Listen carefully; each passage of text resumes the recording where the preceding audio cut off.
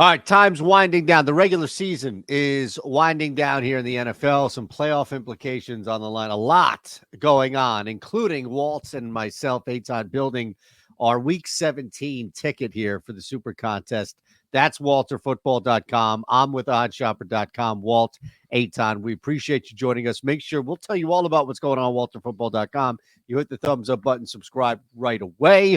How are you doing, my friend? Doing well, well rested after getting 4.5 hours of sleep the other night. As I told you, it was like the most sleep I've gotten since my daughter was born. Beautiful. So I felt so weird, but usually get like 3 hours. So I feel very fresh right now. So I think we can build a winning card this week. How about you? How are you I doing? love it, man. I'm not bad. I did not get 4.5 hours of sleep last night. Did local TV at night and then back in the morning. And in between that, as you know, because I think you're dealing with it during the day, one of my sons just insisted on being up from the time I was home at like 12:30 at night until the time I had to leave, which was about like 6:15 in the morning. He just wanted to be up. So yeah, I'm living vicariously through you, brother, as far as wow, you slept 4.5 hours. Oh, amazing.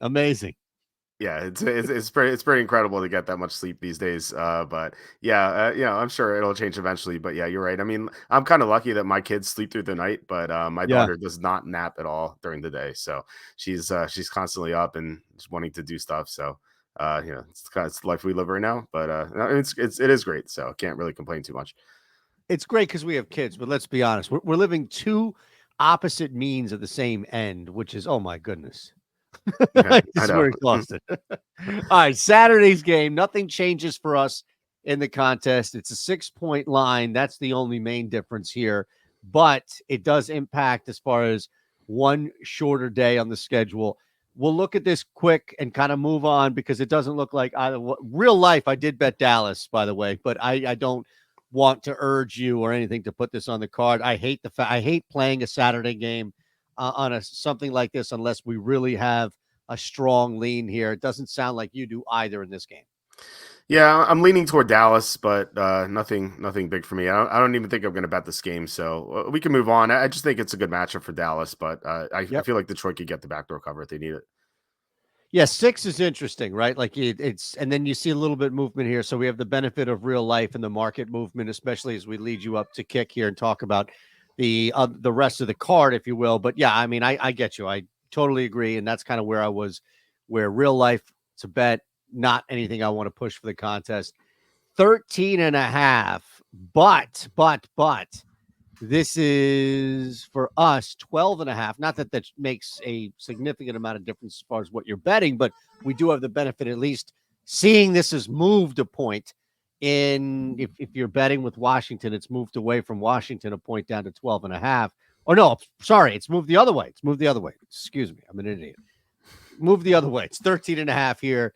Do you like this game with San Fran kind of in a massive bounce back spot, looking to exact some revenge on anybody in front of them? So this is something where we can look at the news tomorrow, and maybe something will break because this line moved because of the news about Sam Howell maybe starting again because Jacoby Brissett injured his hamstring or something in practice. So I kind of liked Washington with Brissett. I thought that maybe they can get their backdoor cover. Like he's been amazing in those situations the past 2 weeks. Like he's been throwing all over opposing defenses in the second half. But we don't know how he's going to play like in regular action. And I do think the Niners will bounce back off that embarrassing loss.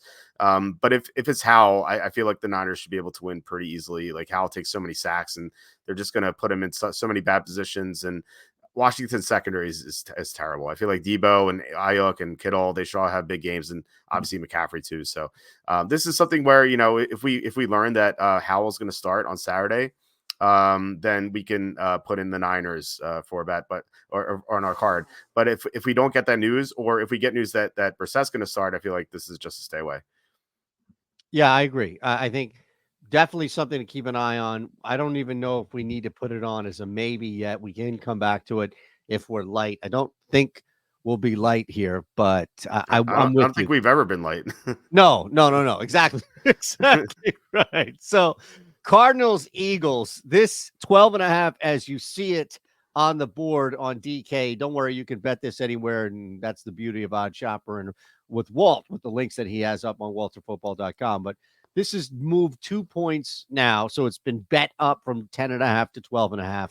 If you like the Eagles, it doesn't look like you've lost a significant or really much value at all. Arizona, we've talked about this team, right, where they were able to move the ball, and it didn't look as bad technically as their losses recent to the Niners. But the reality for the Eagles here is there's so much working against them that now Arizona's down a bunch of guys. Still, how many times have we talked about Philadelphia, Walt, where it's like, oh, yeah, they've got this going for them. This guy's hurt on the other side, and they match up great here. And, yeah, their defense sucks, but they should roll this team. 10.5, still a pretty big number for the Eagles to cover. Are you interested in the Birds at home or possibly Jonathan Gannon's revenge? Yeah, I like the Gannon revenge angle. That's a nice one. Also, I mean, it really depends on Kyler Murray's status, right? Like, because he's had this illness or something. Maybe he's faking it so he can play Call of Duty. Like, that's my guess. But so we'll have to see if he plays. If he's out, it's Clayton Tune, I think, and I would have no interest in Arizona at that point. But no, if it is Murray, he's not going to have Marquise Brown, but he still has some decent weapons, and including Trey McBride, and I think that they should be able to move the ball in the Eagles. And this line makes no sense to me because last week the Bears were -4 at home against Arizona, and now the Eagles are -12.5 at home against Arizona. So they're saying that the Eagles are 8.5 points better than Chicago. Like, I know that, like, it's sometimes apples and oranges, but like it still makes no sense. I think the Bears are better than the Eagles despite the records because the Bears are higher in EPA. They're playing better recently. So this line should be like 6 or 6.5. Like 12.5 is outrageous. So yeah, if Murray plays, I'm all over Arizona. I love the Cardinals. Yeah, I'm with you, man. And the beauty of Trey McBride really is that it's such a matchup week to week league. He's their leading receiver and plays the position that gives the Eagles the most fits, right? Where the tight end, and they've struggled here. Even the Chiefs game where it just took Kelsey dropping a mass amount of footballs. But that's another thing that I think would feed into it. Not having Brown is big. I understand that. Defensively, it's Ledbetter, and they have another guy that I think is down too. But you know what? The Eagles have had so many opportunities to close out teams and dominate spreads. I'm with you. I think just from a betting standpoint, it makes absolutely zero sense. That's a great point about the difference in spread between the Bears at home and the Eagles at home. And you and I both know, living just miles from this stadium, this year, there ain't a home field advantage. Maybe in years prior, but it kind of feels like, all right, you know what you're getting coming in here to Philadelphia. It's not worth 3 points or anything like that on the docket. All right, Giants, Rams, we'll tell you about that coming up in a second. But let's look at walterfootball.com, see what we got here. I saw you tweet out the jerks of the week. Was it yesterday? I usually publish it on Monday. But I sometimes forget to tweet it out. But yeah, we have a section called Jerks of the Week on the site where I just make fun of people around my neighborhood or at the gym or wherever. It's usually like these past 3 weeks. It's been the drama with like getting these photos from we try to get photos for Santa. And like we took our kids to the mall and like their camera was broken or something, or no, their printer was broken. Yeah. And so so we signed up, like we gave them our phone number and they're like, oh, we'll text you tonight or tomorrow. And like, they never texted. And like, we showed up and I was like, why didn't you guys text us? They're like, oh, we forgot. And so like they didn't label any of the envelopes. Like they had to go through every single envelope. It was just a complete mess. And so I had that like three-part saga about like trying to get Santa photos with my kids. Did you eventually get them? Yeah, I eventually got them. I came home. My wife's like, did you get them? And she's like skeptical. I'm like, yeah, I got them. Look. And she like opens them. She's like, these aren't that good. Isn't that the best? Right? Yeah. You went through everything. I know. Exactly. And for what? And for absolutely what? All right. That's just one of many things. We'll come back and highlight what Charlie Campbell's doing. That's just one of many things that you'll find there. Speaking of which, where's the latest? Is the latest mock up there? I know. I just need to wait, right? Yeah, it's the second. It's the top right box. Yeah, yep, Charlie. Here we go. I just didn't know what number updated was. Sorry, that's what I was asking. Yeah, Charlie Campbell updated his 2024 NFL mock draft today. And he's been the most accurate mock drafter on the internet. And he gets everything right, as you know, with the props. Like it's kind of like a cheat code. So, he talks to team sources around the NFL. So if you see someone in the first round of our mock who's not in other mocks, or vice versa. It's because Charlie's talked to team sources and they told them to, like, hey, you should put this guy here, or you should not have this guy in the first round. All right, Giants, Rams, 5.5, as you see in real life. However, when I look at that Cardinals line, moving. See, 12.5 was too much in real life, and it starts to push back a little bit. This is 4.5 on our ticket, on our contest for the super contest here, 5.5 in real life. So it is inching higher and higher. Rams taking on some money. Take that for what it's worth, from 4.5 to only 5.5. But I don't know. This, on the surface, you think, oh, yeah, well, come on, the Rams, the Giants. But Tyrod Taylor, like, I want this to hit 6 so I can bet the Giants at 6 with Tyrod Taylor. Yeah. Tyrod Taylor scares me a little bit. Like, I wish this were still Tommy DeVito, because he's been pretty terrible. And easy to fade. Yeah, and I had the Eagles on Christmas. And as soon as Tyrod Taylor came in, I'm like, oh no, you knew it. Yeah, and not only that, the collision on special teams, and then you had Dallas Goedert slipping for the pick 6. Just so tilting, that game. Tyrod Taylor's like actually a real quarterback, unlike DeVito. I feel like he can get the cover here. And we saw him nearly beat the Bills earlier in the year at Buffalo. So he can give the Giants a tough game here. But I do think that the Giants still match up very well, because the Rams are weak to outside receivers and tight ends. They have Darren Waller, but they don't really have outside receivers. And the Giants blitz at the second highest rate in the NFL. But Matthew Stafford's amazing against the blitz. So I think the Rams, I'm on the Rams here. I don't think I'm going to play them on the card or bet them, but it's a lean. But if it's announced that DeVito's going to start for some reason, like Taylor gets hurt in practice or pregame warmups, we just saw it with Brissett. Right, exactly. Yeah, I'm going to bet the Rams if that happens. All right, so for now, it seems like a pass for both of us, right? The line 4.5 is not a terrible number to lay for the Rams. I'm with you on that. Tyrod Taylor is the guy that kind of scares me just a little bit there, and the one that I would want to back. All right, Ravens, Dolphins. This is definitely going to be a marquee game in the early action here. There's no change in real life as there is in the contest. We're going to be able to get 3.5 for this one. I personally love Miami here in this spot, Walt. I think some of it, if not a lot of it, has to do with just this letdown. You're going back to conference play. You're at home. You just come off the game of the year, and you destroyed in that game of the year. This seems to be a spot where Miami, who blitzes a lot, mind you, can cause some fits for Baltimore. It seems like Baltimore has lost earlier in the year to teams that were as aggressive like Miami. Seems like a pretty good spot here for the Dolphins at 3.5. I'm kind of curious to see where you go now. Yeah, I like it too. It just seems like this is like an even matchup, I think. And to make it 3.5, I think is kind of an overreaction to what we saw on Christmas night. Baltimore killed the Niners, but then again, the Niners had those. I feel like some of those interceptions were fluky. Some of them were bad throws too, but I think that the Ravens they're not 2 touchdowns better than the 49ers. So it's kind of like a misleading result. And the advanced spread on this line on this game was 3, and now it's up to 3.5. So we get the all important key number of 3. And Miami, they have this number 2 pressure rate in the NFL. So I think they could give Lamar Jackson some fits, as you said. I worry about the Ravens tackles. Like, Ronnie Stanley's not healthy, and I think that the Dolphins could take advantage of it. So I think it's gonna be a close game. I think Miami could win. I think the most likely results of this game are, in some order, Baltimore by 3 or Miami by 3. So we get both sides of that with the plus 3.5. Yeah, man, this seems like just a really good spot. Plus 3.5, both on Miami. No need to pound that one in there. This seems to be like a favorite here for us so far. Patriots, Bills, minus 14. Look, this is a gigantic spread. You've got the numbers and the data coming right now as far as teams line 14 and higher. I'm sure this year, just over the past couple of years. The one thing, and anytime I get a chance with you, brother, to slip in a narrative, I have to, right? Because every now and again, I get you're on that page, and it's great, right? Because we could both share a moment. But I think there is still, I don't care who it is, if you have a chance to pound Bill Belichick into the ground, I think teams are going to take that chance, right? Even the dog agrees, Walt. Perfect.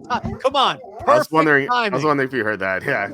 I don't know. I guess he really doesn't like Belichick, so he's pretty excited about it.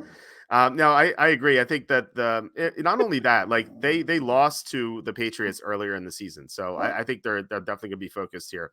And in the contest, we get -12. So it is, if you're watching this, you're like, there's not much of a difference between 12 and 14. Actually, it's surprising that 14 is the fourth most likely result of any NFL game after 3, 7, and 6. It's not 1, it's not 4, it's not 8 or 10, it's 14. So to get -12 in the contest is a big deal. I actually still like Buffalo at -14. This game actually reminds me of the Thursday night game where we just saw Trevor Siemian against the Browns defense, where you have like a bad quarterback going against an elite defense. You have Bailey Zappi going against the Buffalo defense that's in the top 10. And I know that the Bills struggled against the Chargers last week, but I feel like that was a letdown game. They had a huge win over Dallas, big statement game. Then they had a short week against the Chargers. I don't think they were focused at all. They still won. So I think the Bills should be able to take it to the Patriots and win pretty easily. Yeah, I'm with you here. It seems like a pretty good card play here for us, right? Just to double check, 14 in real life, 12 on the contest. I think knowing this is now pushed to a key number, we're getting this 2 points below. That's got to be a slam dunk for us. Yeah, I think so too. They're definitely gonna make my card. All right. For some reason, I feel like we might be on opposite sides here. I'm not going to say a word. That's all I'm going to say. All right. Now, look, to be very fair, this is 3 in the contest. Okay. So this was at 3. It's been bet through that key number. And I don't know. I mean, full disclosure here, I did bet the Saints on the money line when this was up at 3. So I don't know. For some reason, I felt like you'd be on Tampa this week. It's at 3, though. So I don't know if that A is true or B, that matters for you. Oh no, we're on the same side here. So okay, beautiful. Yeah, I'm not a big fan of the Buccaneers, and they had some lucky wins. I feel like think about recently, they played Atlanta.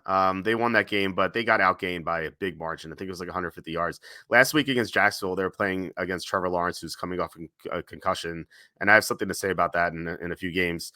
Yeah, I like the Saints here. The one downside is that they don't have Marshawn Lattimore to slow down Mike Evans, but this is, it is a revenge game. The Saints got trashed by the Buccaneers early in the year in week 4. But that was when Derek Carr was coming back from a shoulder injury. And he couldn't throw the ball downfield. Like, in fact, he was so limited. He threw, I think, like 15 times to Alvin Kamara. Just you couldn't do anything. And now he gets the Tampa defense that can't stop the pass. I think Chris Olave is going to go nuts in this matchup. I think it's kind of like a toss-up. So at +3, it looks way more appealing than 2.5. But I still would take the Saints at 2.5. All right, love it. Yeah, and look, 2.5, I get it. We don't have that issue to deal with. That's the beauty of it, right? Like, we're locked in at 3 for the contest, so we get that key number there, the key number there, if you will. And I'm with you. I totally agree. Saints, it's just a lot here for the Bucs to be laying 3 at home.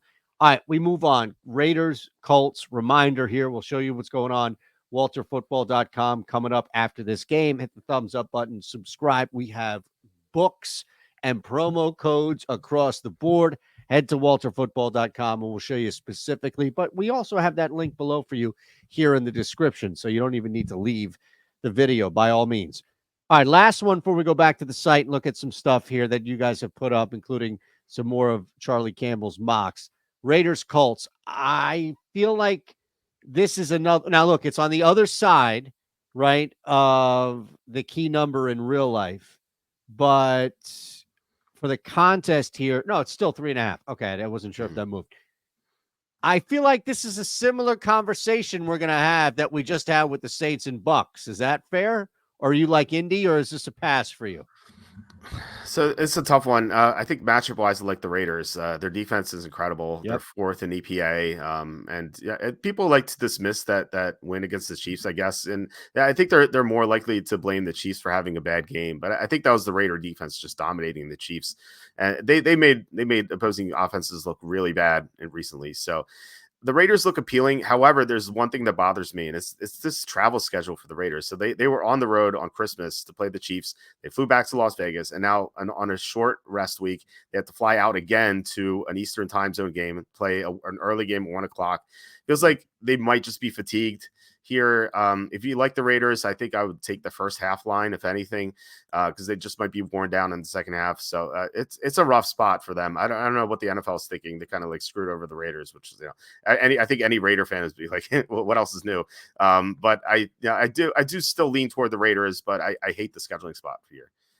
Yeah, travel, weather, injury to the offensive or defensive line are pretty key fact. I mean, look, quarterback aside, that's enough for me to not play a team in a contest mode. Like, I may still take a shot at the Raiders. I think the Raiders' first half is actually a genius call by you, to be completely frank, there, because of just the ability for them to run out of gas, or probability, if you will, for them to run out of gas. I still think that there's some value there to take the Raiders at 3.5. You mentioned their defense, the matchup, but ultimately, I can't get around the travel, and travel's a big thing. It's an under, as you know, and I'm preaching to the choir with you, but for the people watching out there, it's an under discussed element as far as why you would either bet or maybe even stay away from a game. Sounds like we're probably better off passing here, at least for the contest. Yeah, definitely.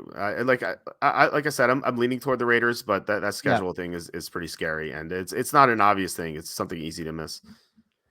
Okay, brother, let's go to walterfootball.com and see. So we had Caleb up there. I'm just curious, well, look, we're bringing you behind the curtain here. All right, Charlie's got Marvin Harrison going to Arizona. Wow, that's going to be a heck of a prop, right? Like, first pick overall, and then you see where Marvin Harrison goes. Like, again, you can bet all of this. All of these are bettable, like where Drake May gets drafted or who the New England Patriots draft. You can bet all of this, Walt. And Charlie has essentially built a betting blueprint for how to make some money on the draft. It's insane. Yeah, we've missed one prop in the past 2 years, and this. I texted you what we were doing, and like one. I think the most brilliant call of his was so Charlie texted me before day 2 of the draft. He's like, yeah, the Lions are going to draft Hendon Hooker, but not with their first pick on day 2. So I'm like, okay. So I told everyone, I'm like, bet Hendon Hooker to the Lions. I forget what the odds were.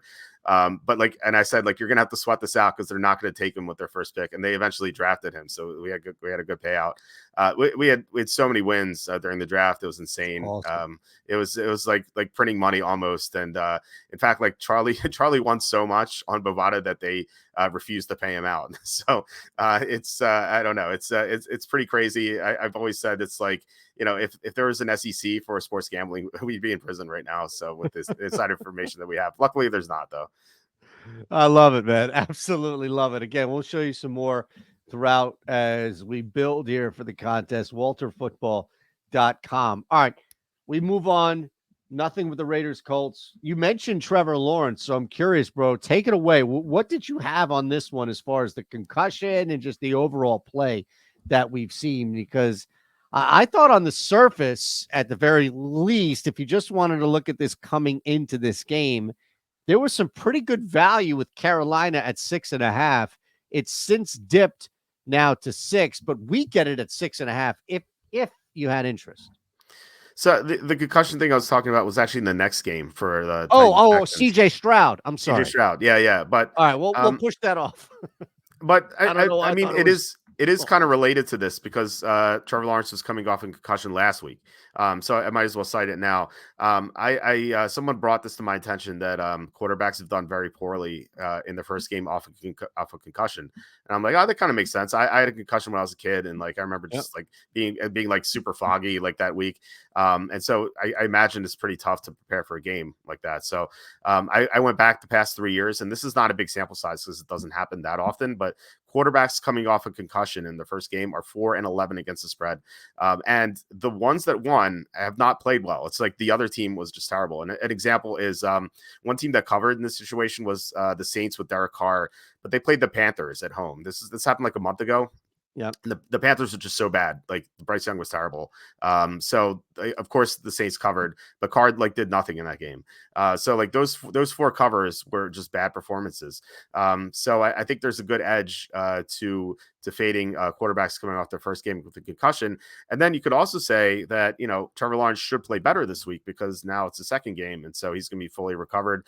The problem is that he now has some sort of shoulder injury. He's already dealing with a sprained ankle. It feels like he's like the knight in that Monty Python movie. Just like it's like constantly losing. Knight. Yeah. He's like losing limbs to his merely a flesh wound. Like it's like it's like pretty bad. Like that's what it feels like with Trevor Lawrence. So it's so tough to back him.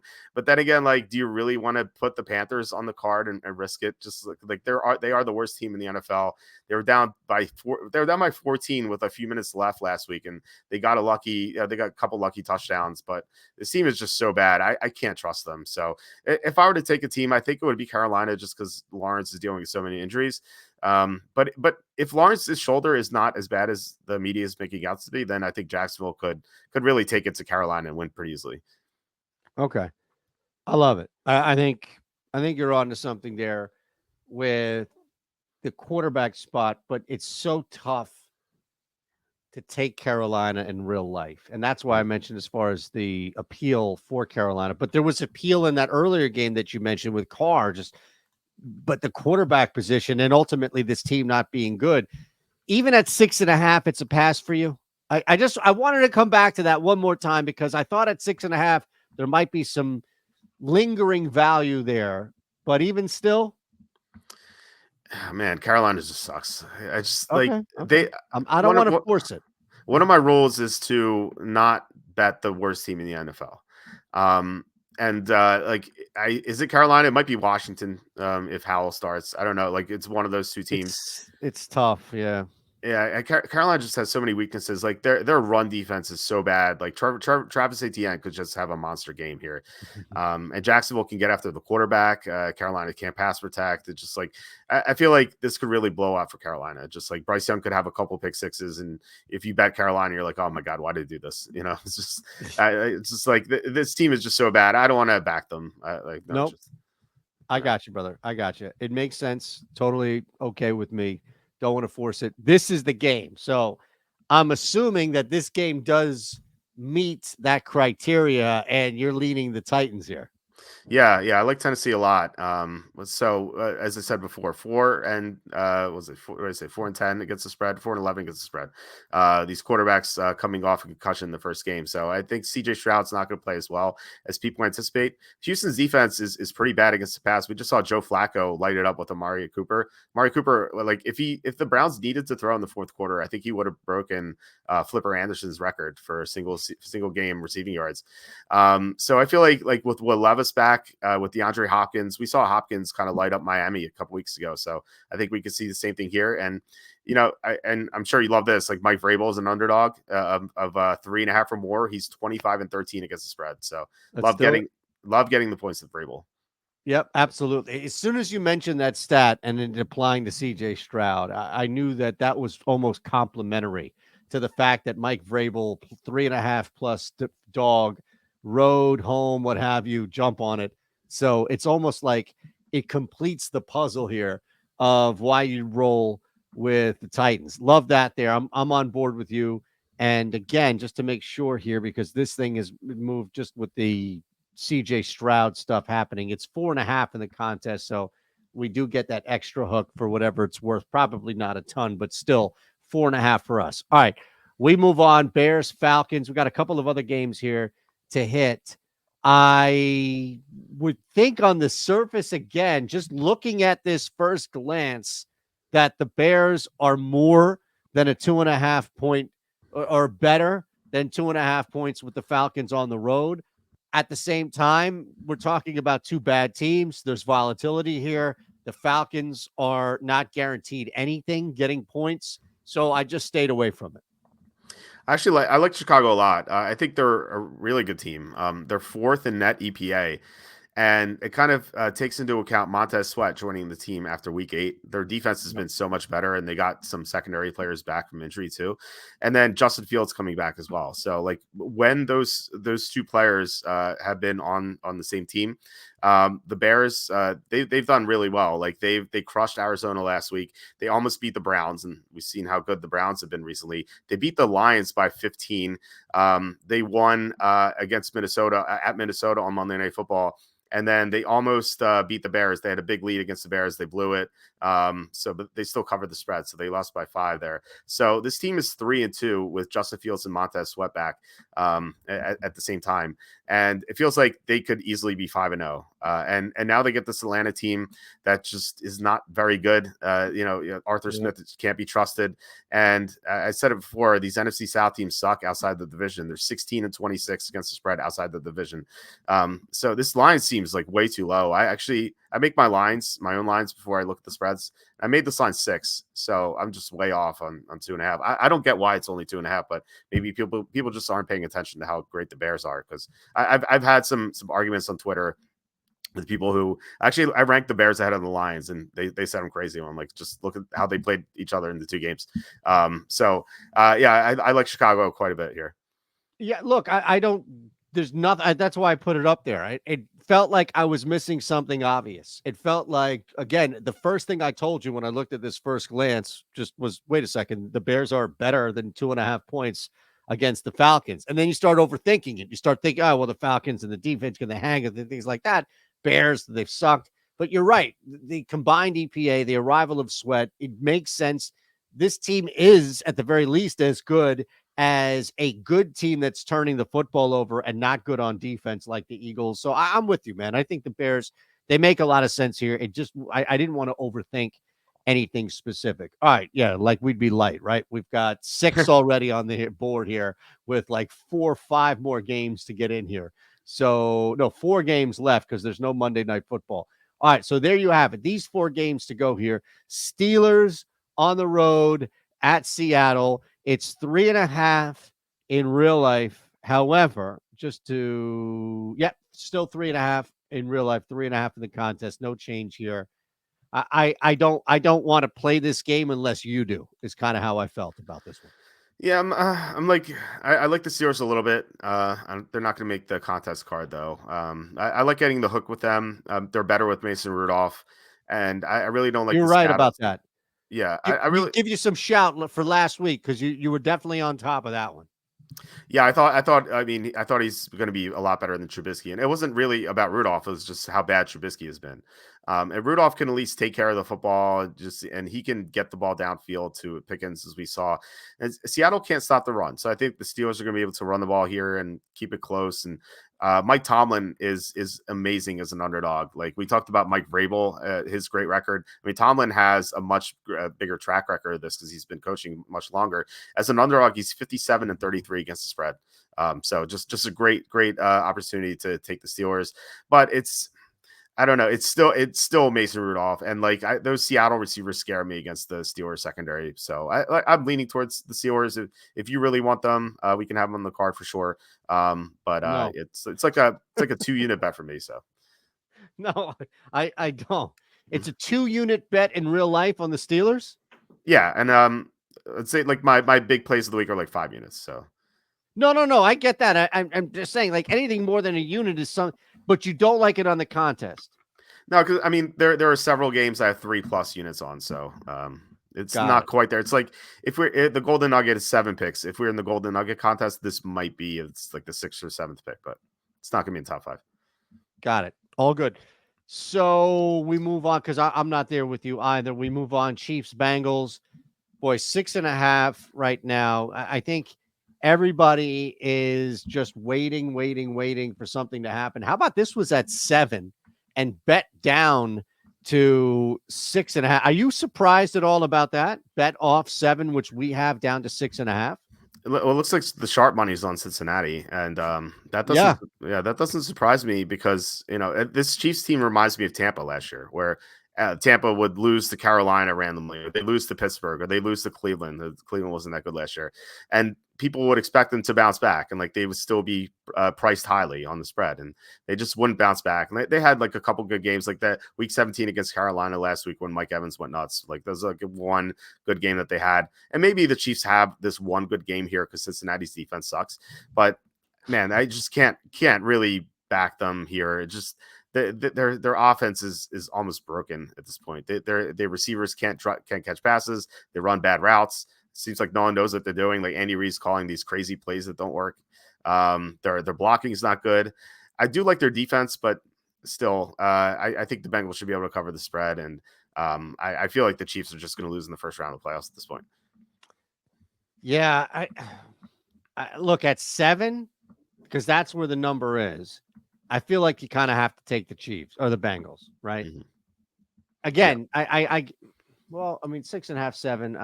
It's not insane, but is this a heavier confidence play for you in real life than Pittsburgh? That'll determine whether or not I think we should add it. Yeah, I like it a little bit more than Pittsburgh. But it was 7, and I hadn't seen it move to 6.5. I'm sure there's some 7s still out there, but you can always shop around on Odd Shopper. Okay. Absolutely. There you go. 7 right there at the Bengals. We'll put there on the docket. All right, 2 to go here. I mean, my goodness, it would just be so easy to say, well, take the Chargers, right? You've got a quarterback change in Denver. You've got Sean Payton running this thing and craziness happening, ensuing. There's chaos throughout that building. But nobody defines chaos like the Los Angeles Chargers, or at least better than them. And I mean like in-game, like crazy shit going on. It's a 3-point line, so in real life, you do have the benefit of the hook here. But I don't know. This game seems really volatile unless there is something that you really like about both of these backup quarterbacks. Yeah, I actually like Denver here. I like the Chargers when it was Russell Wilson because he just hasn't been able to take advantage of good matchups. But now that he's gone, it's kind of crazy that the line moved only a 1.5. Really, it's just like no respect for Russell Wilson, and I don't think he even deserved respect. Like I think that Jarrett Stidham at this point could be better than Russell Wilson. Stidham had this amazing game against the Niners in Week 17 last year. And I think that he could have something similar here because the Chargers are really bad against the pass. I just think the Broncos match up well against them. They crushed them pretty easily the last time they played them.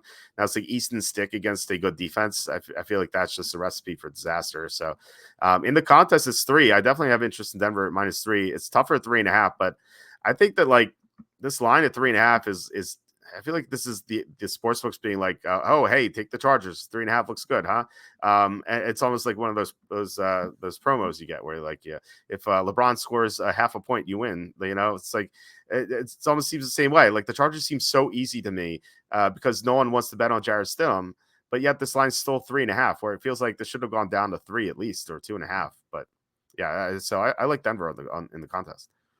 In the contest. Okay. Let's knock this last game out. We have 8 on the docket here. All yours. Do you like this Packers Vikings game that has moved a point off 2, by the way, to 1 at enough to be considered?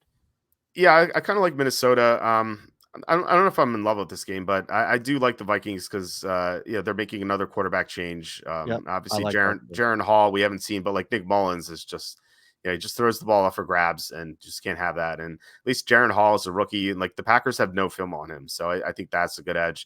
And the Packers have been so bad defensively. Like think about how terrible they've been. Like they gave Tommy DeVito NFC Player of the Week. Like that's they can't stop anyone. Like Bryce Young had his best game against them last week. They can't stop anything. I think the Vikings should do well. It seems like Jordan Addison should be able to play. It sucks that Hawkins is out, but as long as they have Justin Jefferson and the Packers don't have Jair Alexander, I like Minnesota. It's like a medium-sized bet. It's not crazy or anything. All right, well, let's. I don't think we need to add it to the card because we already have 8, and like I feel like this is gonna be one of the ones we cross off anyway. Right, that's what I was thinking too. That's a great way to put it here. All right, now let's. Wow. Yeah, it's a lot. I actually just bet 1.5 units on, which to me is probably like 4 units or so for you on the Bear, because I usually just go like half units every now and again a unit. But I love the Bears this week, especially after what you said, mainly after what you said there. Okay, so let's look at this. I think we're lockstep with Miami, New Orleans, Tennessee, and Chicago. I like those 4 quite a bit. So We only have As to do choose. I. Like, I love those with you. Right. So we only have to choose one more. Correct. And we don't have, like I said, we don't have the news yet on Arizona. So if it's announced that Murray's in, I think I'm pretty comfortable with Arizona plus 12. So we can do it this way. Like, and I don't know how you feel about this, but like if we get news that Murray's going to play, we take Arizona plus 12. Yep. If we get news that Yep. Murray's out, we choose something else. And I'm not sure what else you like the most. I mean, I'm really intrigued by Buffalo. They need this thing. Okay. It's a division game. There's that motivate. The counter to it as well. It's a division game and Belichick's record and all these other things there. I wouldn't want to just like, I'd rather go Cincinnati and stay out of division, if that makes sense. Same thing with Denver. I think you make a very compelling point about Denver. Don't get me wrong. I don't disagree with you about either of these. I just feel like I'd rather go Cincinnati plus 7 over the 2 division games, which I'm on that side, but it's that element that we don't have going for us. Mm-hmm. Yeah, I'm good with that. And the fact that this line moved off 7 to 6.5 with the sharp money on Cincinnati, like, yeah, we get a better number in the contest. So I like that. So yeah, Okay. we can play it where, like, if we get news on Murray, we can it'll depend on whether our 5th game is Arizona or Cincinnati. There we go. Cardinals pending Kyler Murray. If not, we go Cincinnati. Dolphins, Saints, Titans, Bears. Not bad. Yeah, I like it. Sounds like a winner, right? Yeah, and 4.5 hours of sleep. I'm clear, and seems like we're it's a good card. I think we're going 5-0.